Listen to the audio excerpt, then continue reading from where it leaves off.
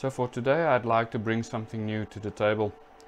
This inverter looks normal than the other models that you probably are aware of.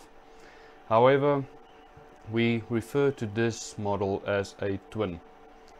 You get a twin in a 6 kVA, 8 kVA as well as 11 kVA. Please ignore my wiring that I have here. It is not the correct way. However, this was purely for testing, not for installation. So I call this inverter a twin. Have a look at the outputs that's labeled here on top. First connector is your earth, second live one, third neutral one, fourth live one, and then your fifth neutral one. So the reason being, this inverter obviously have two outputs. Both of them has battery backup. However, live 2 will have a limitation on. You can actually set this inverter to shut down this output when the battery reach a certain SOC level, where the second or your first output will remain running till the battery's set cut out voltage has been reached, and then obviously this output will shut down as well. Pressing enter till you see the ESC pop up 00. I'm starting from the back, going up.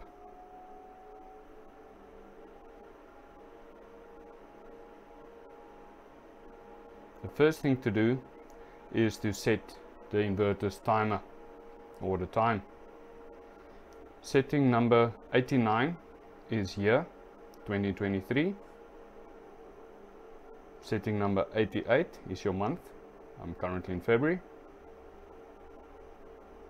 Setting 87 is the day, the 5th. And then your time. 86 is the hour, currently 2 o'clock. And then your minutes on setting number 85, currently 1/4 past.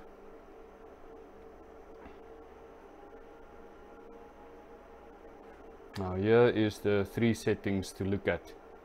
Setting number 60 will be your SOC cutoff voltage for output number 2. At this stage it's set to cut out at a SOC level of 50. 61, I like to refer to it as the sleep timer. We'll discuss this in a moment. And then setting number 62 is an actual on-off timer. So there's not really much to say about setting number 60. It is fairly obvious that if you set your SOC level at setting number 60, then obviously once the battery voltage reach this SOC level, obviously it will shut down output port number 2. Now do keep in mind, setting number 60 is your primary SOC shutdown voltage for port number 2. If this voltage has, or if this SOC level has been reached, then it will shut down port number 2. Once it's shut down, setting number 61 and setting number 62 will not work because your set SOC has been reached already.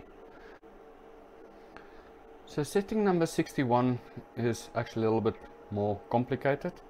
As mentioned earlier, I like to refer to this as your sleep timer. Now DDS basically means this feature is disabled. As soon as you go into the setting, you can basically provide it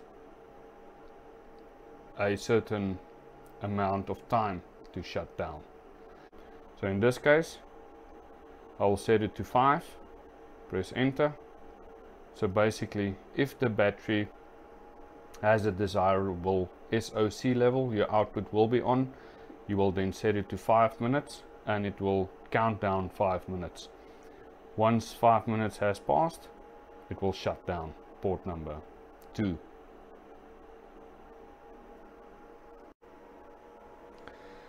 Setting number 62 is actually a on-off time. First increment will switch on, second increment will switch off. Interesting thing, however, is first increment will switch on the time.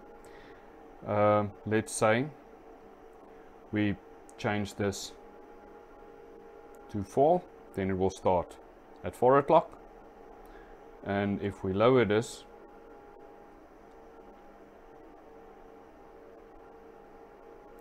to 5, then it will not actually shut down at 5 o'clock. It will actually shut down at 5:59, the minute before 6. That's just something to keep in mind. The shutdown time is not on the hour, it will actually be the minute before the next increment. Okay, so that is the 3 settings you need to set for the twin model for your output port number 2, setting number 60, 61 and 62.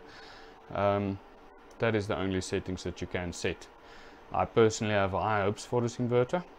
Trust it will work well in the South African environment, to have a little bit more control over what devices is powered on at what time, as well as how far you can drain the battery.